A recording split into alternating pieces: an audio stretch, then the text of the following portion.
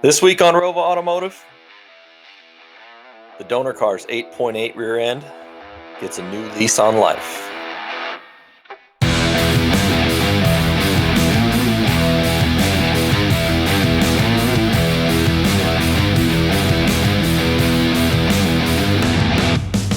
All right, week 2 of our Factory 5 kit car build.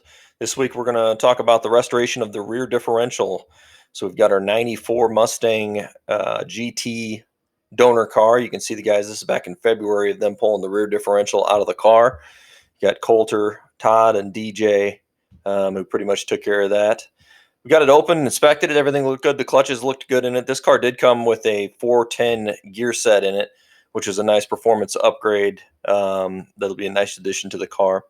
Got everything taken out of it, all the bearings and everything removed. Got it stripped down. So this is what we were working with. So you can see the housing had a little bit of rust, lots of dirt and debris and grime and everything on it. So Mark kind of took over the job of getting the housing cleaned up. So we used a grinder with a wire wheel, used sandblaster, little old-fashioned elbow grease, and he got the housing cleaned up really, really well.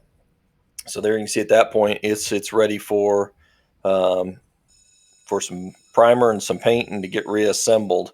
You see we got the upper bushings out of it too, got the axle bearings out of the end. So everything in that housing is brand new, obviously other than the housing itself. So we're going to get new bushings for it. We're going to get new axle bearings, new carrier bearings, everything inside of that, other than the carrier itself, is going to be new. So there's the kit we got from Summit Racing. It's got a girdled cap on it, or a girdled cover on it, that's going to help with some reliability. That's a picture of the old axle bearings. That's something that we needed to take out before we got started. So we started working on the carrier bearings themselves. Now there's no good way to take these off. Essentially what we're going to do is we're going to cut a little slit in the bearing.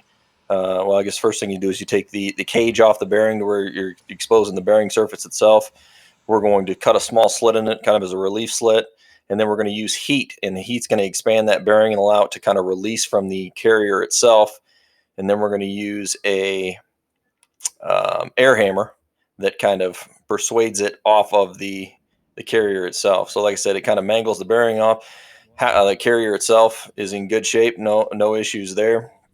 So like I said, it's kind of a nasty way to get it off, but you don't have a whole lot of choice. There's no good way to get a press on it. So fortunately, we can press the new bearings on, so it's quite a bit easier to get the new bearings on than the old ones off.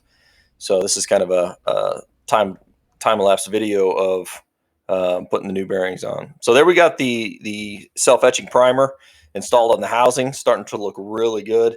Kind of give it a new lease on life, make it look really pretty under the car.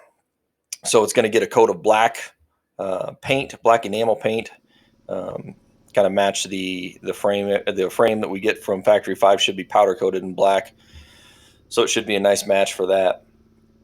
And to paint it, basically we just suspended it. This is the donor car up there. We just wired it back up to the donor car, lifted it in the air, and painted everything up. So we'll paint it before we put any of the bearings or anything like that in there, so we can, if we get any overspray inside the housing, it's really easy to clean up. So okay, so here we've got the carrier. The carrier's got new bearings pressed on it.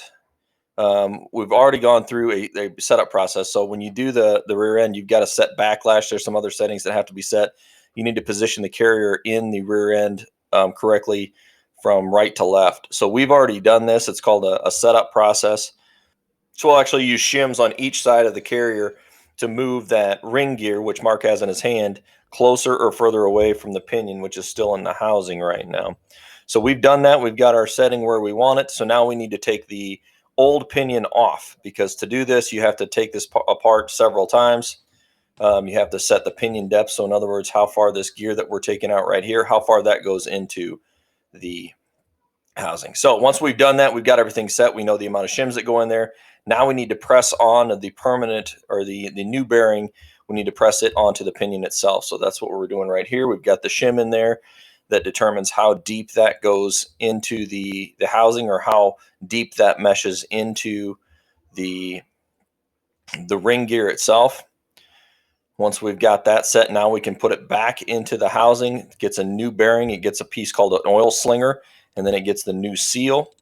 So we'll put all of that stuff on there, and after we get the new seal in there, then we'll actually put the front pinion flange on it. So on the pinion flange, we have to be very careful not to over tighten it. There's a part inside of there called a crush sleeve, and if that crush sleeve is compressed too far, it essentially ruins it because it doesn't have the correct amount of preload or how hard it is to turn that pinion. So the guys took real care to do that by hand, make sure everything's all set. We even had to have Dylan had to make a special tool to hold the pinion while we do it. So here you can see we're going to move the gear back and forth, and this is going to show us about 10 thousandths in backlash. So this gear will actually move back and forth about 10 thousandths of an inch before the pinion will move. And that's right between what Ford wants to see is between 8 thousandths and 12 thousandths. We've got it right set at 8 thousandths. All right, 10 thousandths. So here we're going to put the axles in. So before we do, like I said, we got new bearings in there, new seals. So we don't want those to start up dry, or the first time the car moves, we don't want them to be dry. So we're going to put some axle lube in there. Now we're going to put the axles in. So to do that, there's a little bitty C-clip that's got to fit inside of that differential unit. So we're going to push the axles in. He's going to drop that C-clip in there, and then we're going to pull the axles out. And when we do that, it's going to lock the axle inside of there.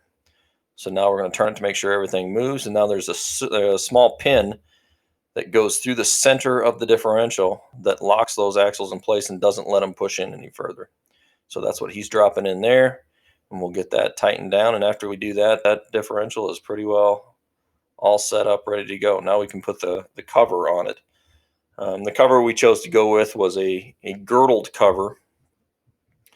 What the girdle does is it actually helps to put support on top of the carrier bearings themselves. So if you're under hard acceleration or anything like that, it won't allow any kind of flex for that.